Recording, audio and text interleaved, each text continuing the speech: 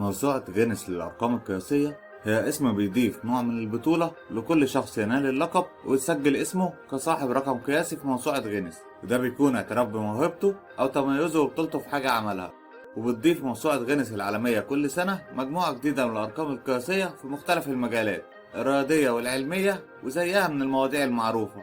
لكن زي ما بتضيف بعض الأرقام القياسية في المواضيع والبطولات المألوفة بالنسبة لنا، لكن كمان بتضيف مواضيع تعتبر غريبة مختلفة وتثير دهشتنا منها. السلام عليكم ورحمة الله وبركاته، معاكم مصطفى عبيد، والنهاردة هنستعرض معاكم أغرب الأرقام القياسية في موسوعة غينيس. ما تنساش لايك وسبسكرايب عشان يوصلك كل جديد.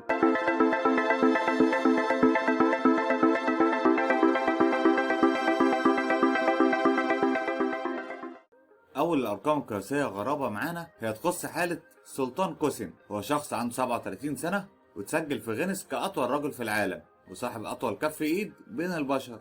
اتولد سلطان في 10 ديسمبر سنة 82 في تركيا وتحديدا مدينة ماردين، وتتكون أسرته من 4 إخوة وأخوات وبيعيش مع والديه. واشتهر السلطان بصفته أطول رجل في العالم وقدر من خلالها يدخل موسوعة غينيس، وده لأن طوله بيعدي المترين ونص، ده قصاد وزنه اللي بيبلغ حوالي 137 كيلو. ده كمان حصل على لقب أكبر إيدين في العالم، وده لأن طول كف إيديه من أول المعصم لحد نهاية الإصبع حوالي 28 سنتي. وكان سلطان وهو طفل بينمو نمو طبيعي جدا زي باقي الأطفال لحد ما وصل لسن ال10 سنين، وتبدأ مراحل نموه تتغير ويطول بشكل غريب. ويكتشف العلماء بعدها إن السبب في نموه المبالغ فيه هو وجود ورم ورا عينيه، فيتجه وقتها سلطان للعمليات عشان يتخلص من الورم، ولكن ما ينجحش في التخلص من الورم رغم كل العمليات اللي عملها، ويستمر في الطول بشكل مبالغ فيه لحد ما ينجح الأطباء في استئصال الورم بشكل نهائي سنة 2008. وسبب طوله الغريب يلجأ كوسين لاستعمال العكاز، وده لعدم قدرته انه يمشي ويتحرك بشكل طبيعي.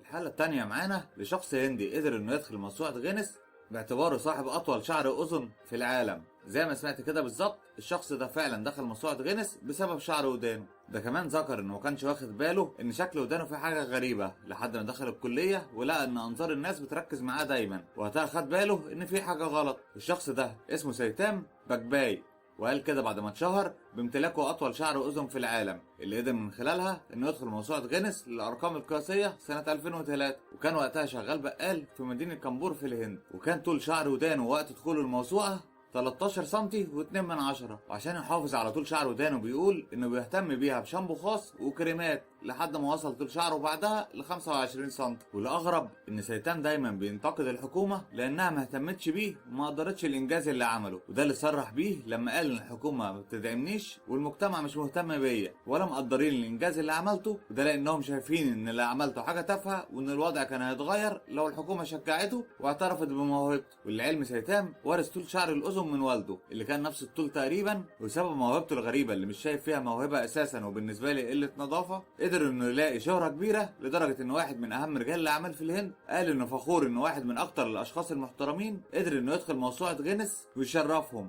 وان فضله سوق البقالة اتحسن ووصل للتقدير والشهرة. والاغرب كمان انه ما كانش هو الوحيد اللي دخل غينيس بسبب شعر ودانه، وده اللي اكدته الصحف البريطانيه لما نشرت صور لراجل هندي بيظهر فيها بشعر الاذن، وكان طول شعر الاذن وقتها حوالي 13 سنتي برضه و2 من 10. ويبقى ضمن اللي دخلوا غينيس هو كمان بنفس الموهبه. لا وكمان كان بيصرح وبيقول ان مفيش حد في كوكب الارض يقدر يتحداه في طول شعر الاذن. اما شاندر فهو شخص هندي قدر انه يحقق رقم قياسي في غينيس سنة 2012، وده بصفته اقصر رجل في العالم، وكان طوله وقتها 54 سنتي بسبب انه اتقابل مع اطول رجل في العالم سلطان كوسين اللي حكينا قصته في اول الحلقة. واختاروا الاتنين انهم يتقابلوا في لندن، ولقائهم كان حديث الاعلام وقتها تحت اسم الاقصر يلتقي الاطول. وكان شاندر حلمه انه يلف العالم، وكان هدفه انه يدي فرصة للناس انها تعرفه اكتر، ولكنه يتوفى قبل ما يحقق حلمه بسبب اصابته بالالتهاب الرئوي، ويتوفى بسببه عن عمر 76 سنة. في شخص كمان اسمه مغار من نيبالي حصل على نفس اللقب كأكثر رجل في العالم، ولكنه توفى في سن 27 سنة بسبب إصابته برضه بالالتهاب الرئوي. ويذكر أخوه إن مغار توفى بعد معاناة طويلة مع المرض والمستشفيات، وإن ده ما قدرش يمنعه من الترفيه وإنه يعيش حياة سعيدة. ومغار اتصنف كأكثر رجل في العالم سنة 2010، وده وقت ما وصل سنه ل 18 سنة، وعملوا له احتفال كبير جدا بمناسبة دخوله موسوعة غينيس. ووقتها ذكر مغار انه مش شايف ابدا انه شخص صغير، ولكنه شايف نفسه راجل كبير ومتفائل جدا انه سبب اللقب ده ممكن يلاقي سكن افضل ليه ولاسرته، لكن فرحته ما تدومش لخسارته اللقب تاني بسبب دانجي اللي خطف منه اللقب والشهرة، كونه اقصر منه ولكنه يرجع له اللقب تاني بعد ما توفى دانجي سنة 2015. وقتها شهرته تزيد ويلف العالم ويعمل لقاءات اعلامية ويستخدموه كمان في الاعلانات السياحية لبلده. وبعد وفاته يصرح رئيس تحرير غينيس عن حزنه بعد ما عرف الخبر، وان مغار كان شخص محبوب وضحكته كانت كفيلة انها تخطف قلب كل اللي يشوفه.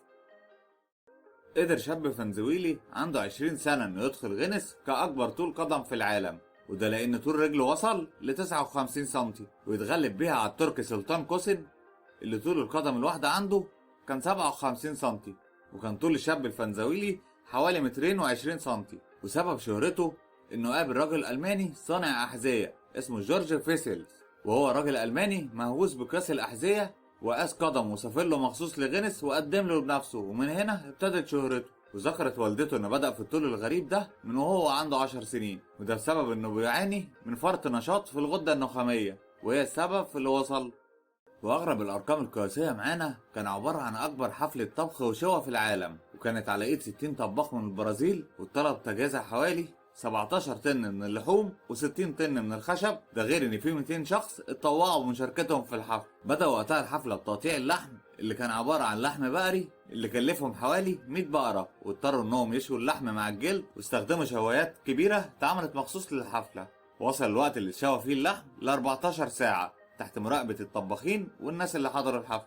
وقال المشرف على الحفلة واسمه روبر ان هو وكل المشاركين في الحفلة كانوا مستعدين ان هم يعملوها قبلها بشهر، وخلال الشهر كانوا جهزوا 4000 كيلو من اللحمة والسلطة، وكانت هتتعمل قبلها لكن الوقت ما كانش في صالحهم، عشان كده استنوا شهر على ما قدروا يجهزوا كل احتياجاتهم. وللعلم دي مش اول حفلة بالشكل ده، لكن الحفلات دي موجودة وبتتعمل ومشهورة جدا بالذات في الارجنتين والاورجواي. وكده اتعمل مسابقة بين البلدين سنة 2008 في حفلة شوى نظمتها الأورجواي، وكانت المسابقة الهدف منها تحطيم الرقم القياسي في موسوعة غينيس. وتحقق الأرجنتين هدفها بالفوز في المسابقة بعد ما قدرت إنها تتفوق على الأورجواي. وتذكر إن المنافسة كانت شرسة جدا، وده لأن كل بلد عندها اعتقاد إنها أفضل من التانية في شوي اللحم. ويتقال على لسان الشيف راؤول، هو من الأورجواي ومن أكبر الشيفات اللي شاركت في الحفل، إن هدفهم ما كانش دخول موسوعة غينيس على قد ما كان إنهم يحققوا النصر ويهزموا الأرجنتين. ويتحسم الموضوع في النهاية لصالح الأرجنتين، وده لانهم حطموا الرقم القياسي ب 9 طن و600 من اللحم البقري، وده بعد وزن الوليمه من كاتبه العدل بمقاييس الوزن واعلان النتيجه. وتعتبر الاورجواي هي اكبر دوله في انتاج اللحوم، ويرجع ده لانها عندها زياده في عدد الابقار 3 مرات على عدد السكان اللي عددهم 3.5 مليون. في النهايه نكون سردنا معاكم بعض من اغرب الارقام القياسيه اللي دخلت موسوعه غينيس، لكننا نلاحظ ان في حاجات متشابهه بين الحالات، زي مثلا ان سلطان كوسن وجايزن الاتنين اتغير طولهم بعد ما وصلوا سن ال10 سنين، وان الهنديين اللي دخلوا موسوعه غينيس بسبب طول شعر الاذن وقت تسجيلهم في الموسوعه كان طول شعر الاذن كل واحد فيهم 13 سنتي و2 بالظبط. وان اقصر رجلين في العالم الاتنين اتوفوا بنفس المرض وهو الالتهاب الرئوي. في النهايه اكيد كل شيء وله سبب، وسواء وصلنا له او لسه علمه عند الله، فسبحان الخالق اولا واخيرا له الحكمة في كل صغيرة وكبيرة. واتمنى تكون استمتعت بحلقتنا، ولو عجبتك الحلقة شجعنا باعجابك، ولو اول مرة شرفنا انضمامك لينا، ولو حابين نتكلم في موضوع معين اكتبوه في الكومنتات. والسلام عليكم.